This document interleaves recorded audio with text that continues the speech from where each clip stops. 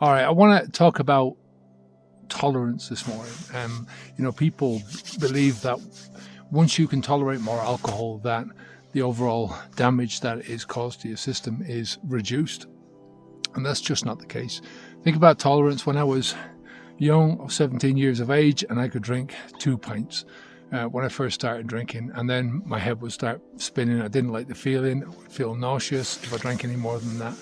And by the time I stopped drinking alcohol, by the time I left Ireland, actually, I was going through days when I would drink 25 pints of Guinness. And I would, in all fairness, I would get that same state. My head would be spinning. I would get all those feelings again. But it took 25 pints to do that. Regardless of the monetary cost of that, the difference between 2 pints and 25 pints, the damage that's caused. Your body can physically only metabolize 1 unit of alcohol per hour, which is about a half a pint of a normal beer, right? So for 1 pint of Guinness, it probably took, when I was starting out first, maybe an hour and a half, closing in on 2 hours to metabolize that 1 pint.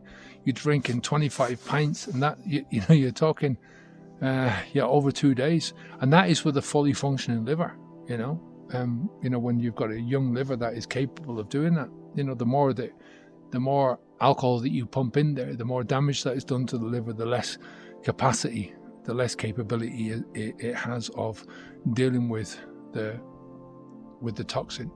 So the damage is still going to be there over the time, so it's just a fact. When you first start drinking alcohol, let's put it like this, your body will give you all these negative feelings. I once heard this guy talking about the gateways, that first of all you look at something and you think, hey, yeah, that doesn't look very good, or that looks good enough to drink or good enough to eat. So and then the next thing is you'll smell it, and if it doesn't smell right, you won't eat. If it smells right, then you'll start to eat it, and you'll put it into your mouth. And then that's the third gatekeeper, is when you're chewing it, and if it doesn't taste right, you'll spit it out. If it tastes right, you'll swallow it.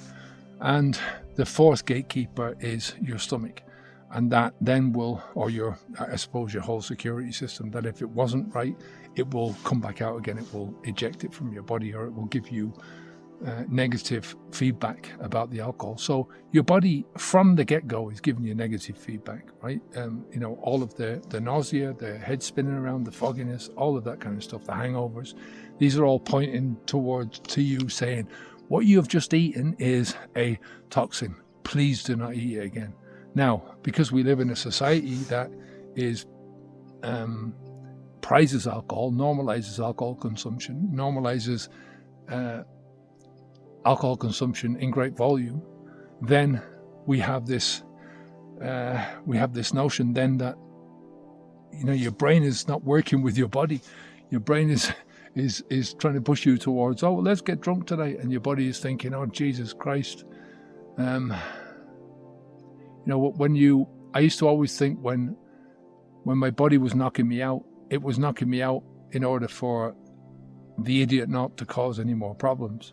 And then the reason why you don't get good sleep is because your whole system is pushing you, is on the alert. So is trying to get rid of the toxins that are there. So it's shutting down as many systems that it can in order to do that.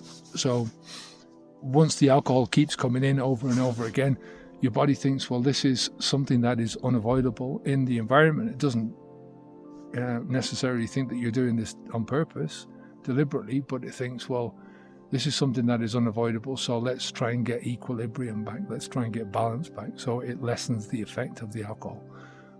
It lessens the effect of the alcohol on your system. That happens with most of this type of drug. But the damage is still there, Like I said, your body is still only capable of dealing with, the healthy body is only still capable of dealing with that amount of alcohol every hour.